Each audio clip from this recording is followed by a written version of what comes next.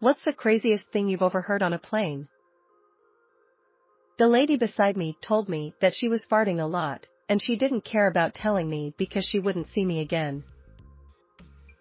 A 5-year-old boy once said, "Dad, can you ask them to pull over so I can go to the toilet?" Haha.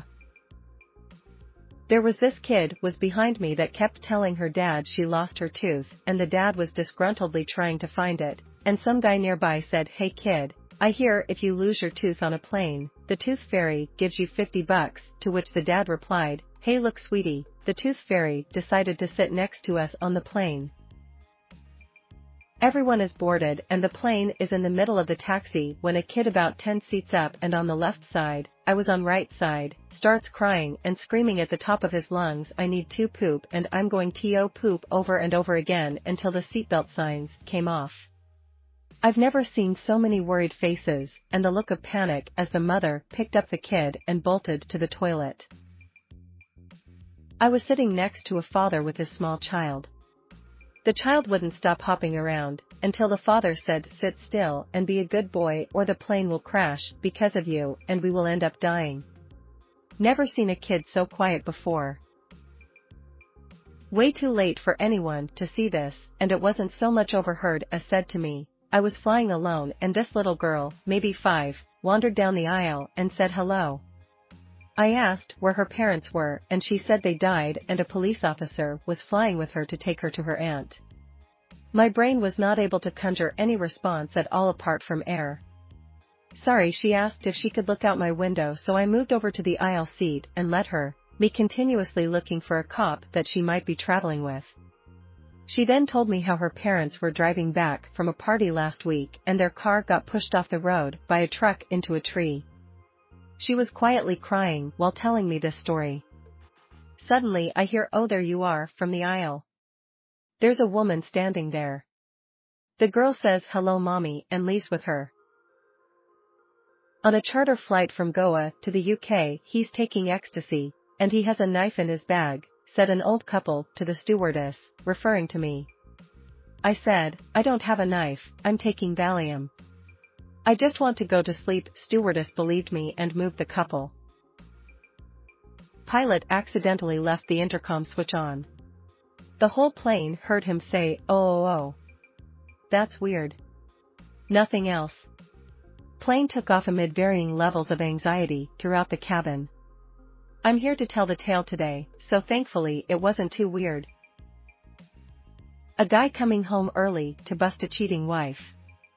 He was on the phone with a friend/family who told him the other guy was at his house ABD, they didn't expect him back until the next week. A small child once told me that she had to fix the plane by lifting the armrest up and down. She also called me a dog-headed boy girl. Roasted. We're running late. But I'm gonna fly it like I stole it. Coolest pilot ever. Nothing too crazy. A couple in their 50s who were all over each other, like tongues and ears, hands and pants, etc. They were busy working out the logistics of their next getaway. They were both cheating on their partners and laughing at how gullible their SOs were believing another business trip would come up so soon. Sat next to a college guy once who, while drinking some alcoholic beverages, started crying and telling me he killed his best friend in a drunk driving accident. Because he had good lawyers, he got off with jail time. He was sobbing and drinking. When we landed, I made sure he was not driving. Not so much what he said, but I sat next to this fully grown man that was playing Plants vs. Zombies the whole 3-hour flight with incredible enthusiasm. Every time a plant got eaten or he killed a difficult zombie, he'd jump in his seat, pump his fist and aggressively whisper "Years, YERRSSS, GERD yes." 2 Mormon missionaries trying to convert the sweet, naive man sitting between them the entire flight. I've told you many times, Brenda, I am not shaving my balls. It's my balls, and I'm a man. He's 17. My dad, to the flight attendant who was about to serve me a Jack and Coke instead of the Coke I had asked for. Killjoy. We aren't cleared to taxi at the moment. We should be taking off within an hour. I was sitting next to a dad and his daughter who was about 5. He was super cool and was chatting away while his daughter started talking to me. She was so sweet and bubbly, and gave way to much information to me. She said something along the lines of, I went to my grandma and grandpa's house and they're married. I wish my dad would marry my mom, but they can't talk to each other, but I always wish they were married like my grandma and grandpa. Her dad would have been horrified. And I was just sad. Some guy told his partner that she didn't need more yarn, and every woman in earshot promptly told him how wrong he was.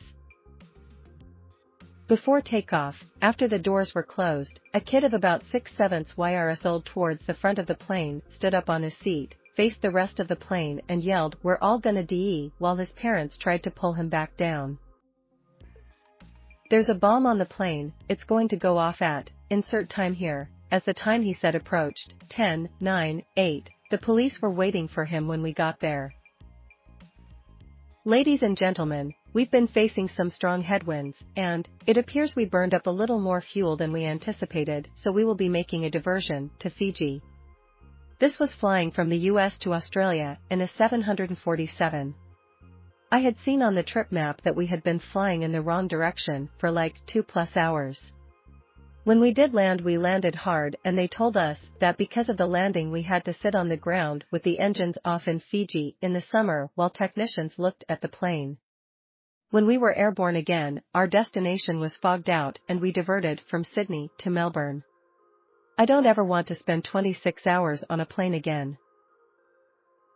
Have a buddy who's flown many times and is comfortable with it, but he said one time he heard an older, 80s, lady talking about how easy it would be for her to sneak a bomb on the plane.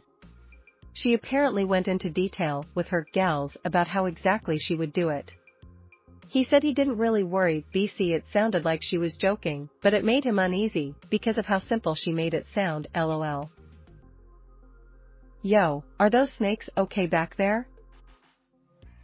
Two guys next to me gloating to each other about how they brutally beat their wife and kids. Then they went on to discuss what would be a reasonable cause to murder them, like if they cheated or stole from you or something. They were giggling like schoolchildren.